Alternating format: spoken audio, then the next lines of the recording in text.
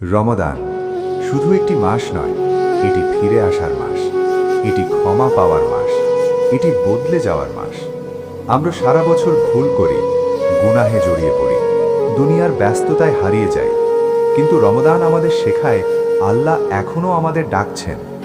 হয়তো আমরা নামাজে অলস ছিলাম, হয়তো কোরআন ছুঁইনি মাসের পর মাস, হয়তো চোখ কান জিহ্বা সবই গুনাহে অভ্যস্ত হয়ে গেছে। তবুও রমাদান আসে, যেন আল্লাহ বলেন, ফিরে আসো, আমি এখনো আছি। এই মাসে একটি সিজদা সারা বছরের অবহেলাকে মুছে দিতে পারে, একটি চোখের পানি জাহান্নাম থেকে বাঁচার কারণ হতে পারে, একটি দোয়া তোমার ভাগ্য বদলে দিতে পারে। রমাদান আমাদের ক্ষুধা শেখায় না, রমাদান আমাদের তাকওয়া শেখায়।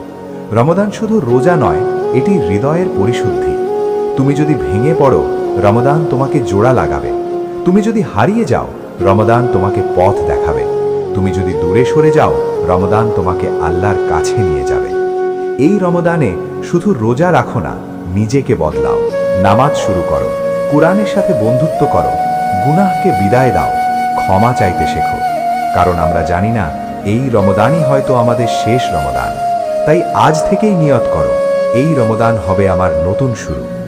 হে আল্লাহ, এই রমাদানে আমাদের হৃদয়কে বদলে দিন, আমাদের গুনাহ মাফ করুন এবং আমাদের আপনার প্রিয় বান্দাদের অন্তর্ভুক্ত করুন। আমিন।